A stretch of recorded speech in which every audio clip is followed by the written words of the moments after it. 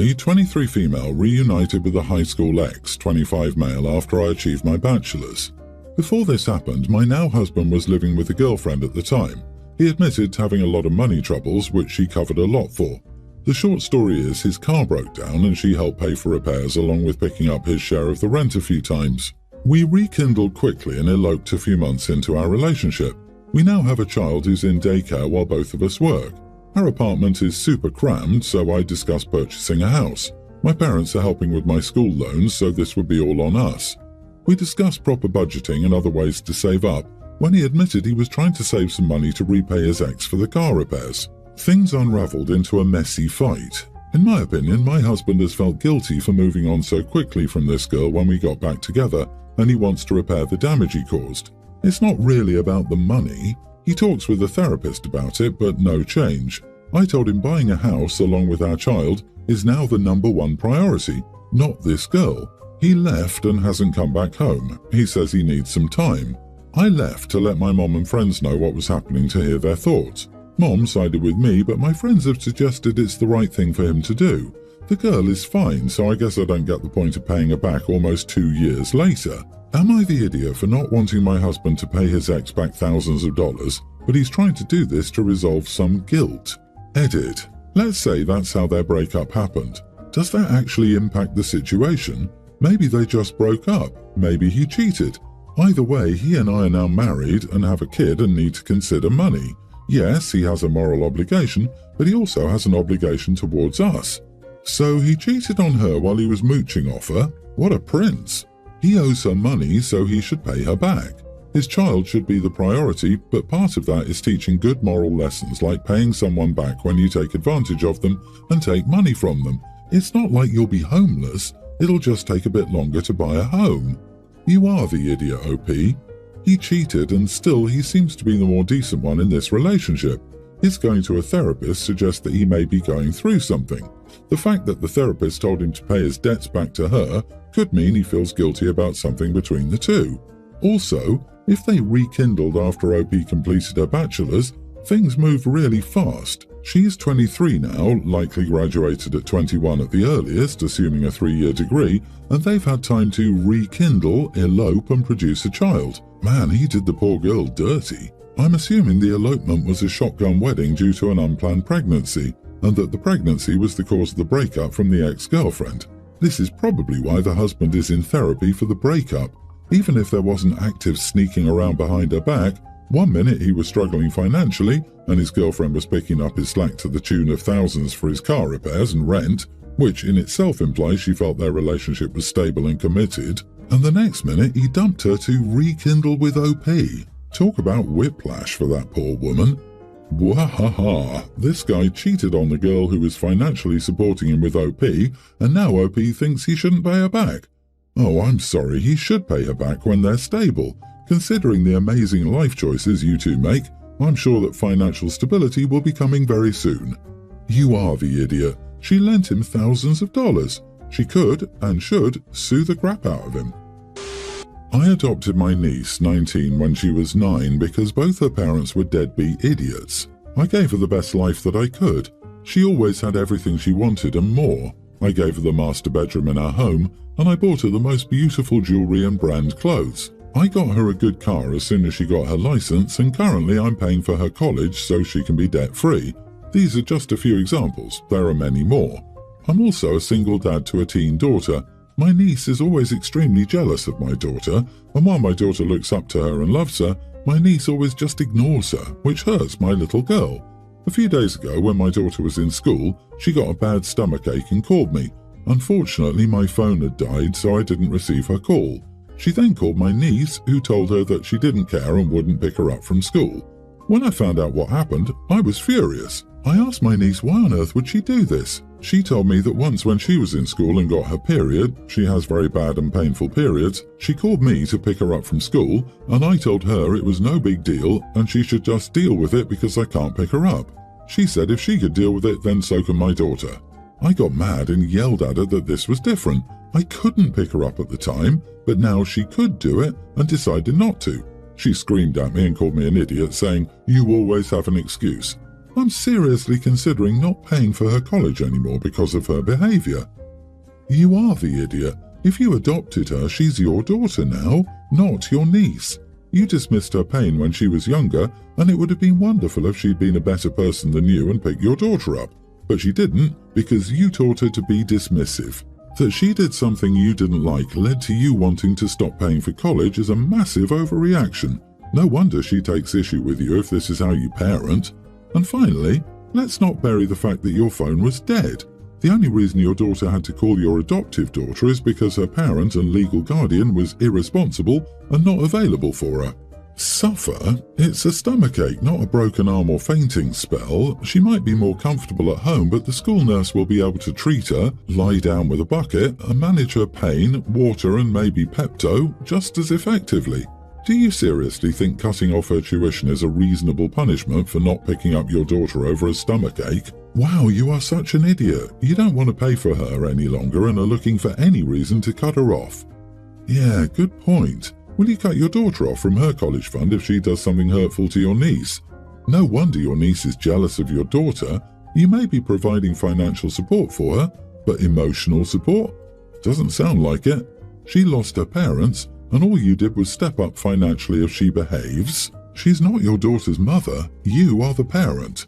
This poor niece doesn't have her parents, and now the one adult she does have is threatening something as major as not paying for college because she didn't pick up your kid when she had a stomachache. I was expecting your daughter to have died or something equally dramatic for the level of punishment. My 27 female stepkids go to a boarding school 10 miles from our home that allows for both day students and students who board there. My husband, this is before he met me, switched them from day students to boarding there 2 years ago when his late wife was dying from cancer. He's a doctor, so it was a cruel mockery of all he was to have to watch his wife spend the last year of her life in excruciating pain. When the last months came, my husband had all but emotionally wasted away, and school administration helped transition my stepkids, male teen and female tween, from being day students to boarding school students. They were furious at him for having done that at first, and when my husband and I started dating, sometimes he put the phone on speaker, and I'd still hear the bitterness from both kids about being away from home. But then time passed and the complaints mercifully stopped. I understand I have to earn their trust and respect, and I'm willing to wait as long as I need to get that. However, I've seen texts to their dad where they've said it's hard to respect me, and I can't help but think their living situation is to blame. If they're away from home and calling the other boarding students quasi-siblings, and their dorm parent a beloved aunt and therapist roll into one, they have no incentive to not emotionally detach from their family at home. I recently found out I'm pregnant. However, now that we're married with a child on the way, my husband has said he'll defer to me regarding family matters. I was raised in a Catholic family where frugality is important. My mom always said, just because an expense wouldn't make a dent in your bank account doesn't mean you should spend that money if it's unnecessary. My husband does have money. He's owned pain clinics for years and recently opened up a medical spa. However, just because we have the money doesn't mean we should pay for boarding school. My husband has finished grieving and wants to look towards the future as a united family. So I said that my stepkids should move back in with us. The boarding school thing was supposed to be temporary. We would save a whole lot of money, and in my experience, the bonding I did with my siblings came from helping care for them. I told my husband this and he agreed. We spoke with the school administration to figure out what we needed to do. My stepkids were furious, saying they'd found a safe place with their classmates and this was not our decision. My husband told them he agreed and it was time to come home. They accused him of abandoning them and then changing his mind when they finally felt their boarding school was home to them. Then they turned on me and snapped that I was overstepping my boundaries. My husband interjected and said to apologize for their disrespect, and I had a right to input about our family. Am I the idiot? This isn't just about money. This is about family and wanting them to bond with their new sibling. You are the idiot. Your stepkids have been disregarded every step of the way. They're hurt and feel betrayed and deserted, and now you're heaping it on by once again ignoring their wishes and wants. You want to uproot their entire lives just because you find frugality important. In other words, you put adhering to an arbitrary value above the well-being of the kids. You want the kids to bond with and help care for their new stepdad. They've been at boarding school all year and every year since before their mom died. They didn't get to see their mom at all, probably didn't go to the funeral if there was one, let alone a memorial service, and were just left at the school. My hunch would be that OP was an employee in one of the clinics. OP's only 12 years older than the eldest child. It's telling that she didn't state her husband's age as well. Well, their scumbag father is an opioid dealer. Sorry, pain management doctor, so of course he's rolling in money. Oh wait, Miss Cruella de Gold Digger is frugal, so I'm sure the millions he's earned over the years pushing Oxy onto unsuspecting construction workers and car accident victims have absolutely nothing to do with why she's attracted to an idiot who abandoned his children at boarding school and left his cancer-stricken wife to die alone while he screwed around with good Catholic girls like her. You are the idiot, OP. You're a real piece of work. Those kids both are going to hate you even more. My stepdaughter, 20, is pregnant and due in January. My husband and I originally said we would buy the pushchair for her when she was a bit further along, as she's high risk and has had several losses, and we didn't want it to linger as a reminder if the pregnancy failed. She picked the pushchair she wanted, and we said we would order it for her this month. A couple of weeks ago I mentioned the pram to her, and she asked if her nan had spoken to us about it. I said no and asked what she meant. She then said she'd been shopping with her nan and had found another pram she wanted. This pram was almost precisely the same but was £500 more than the one she told us she wanted from us. I told her that we couldn't afford to spend that much on a pram, and she said that her nan and granddad were putting £100 and the nan on her father's side was putting £100 towards it, and she wanted us to pay the rest. I spoke to my husband following this conversation with her, and he said we couldn't afford it and said he thought we were buying it outright and not just contributing. We have now told her that we're not buying the pram for her, as we can't afford the amount she wants us to pay, and that the original plan was for us to buy the one she originally chose outright and not just contribute to it. Even with £200 towards it, we still can't afford it. She's now called us unreasonable and said we aren't being fair. Am I the idiot? Edit, for those who don't know the British pushchair and pram, they mean a stroller. The reason we won't give her the money towards it and we're going to buy it outright ourselves on our card is because she has a habit of spending money she's given on things not related to what she asks for or needs. She's previously been given money for food when she didn't have any and spent it on cigarettes and alcohol. Not the idiot. If you can't afford it, you can't afford it. Frankly, if she's 20 and isn't on solid financial ground in the first place, then an expensive pram probably shouldn't be a purchase at all. Give her the amount you plan to spend on the original pram, then she can decide how to combine that with the other contributions to choose something. She's 20 and has had several losses. Accidents happen, but multiple accidents by 20? Dang. The birds and the bees and that money don't grow on trees. You'll have bills to pay and a mouth to feed, and there's nothing in this world for free. Yeah, what the heck? If she's 20 and on shaky financial ground, she should not be trying for a baby. What the heck is wrong with people? I feel bad for your grandchild. No amount of assistance will save them from an incompetent mother. Yeah, she found another one that's 500 more. I had a very good quality one that lasted several kids and it was only 200 total. This woman is off her rocker. I agree with the others who suggest giving your stepdaughter the amount of money you were willing and able to pay for the original pram or purchase another needed baby item that costs about the same amount. I'm sorry that your stepdaughter seems like a very entitled brat, because that doesn't bode well for her entry into motherhood. My girlfriend is a real homebody and she doesn't really enjoy doing outdoor activities often.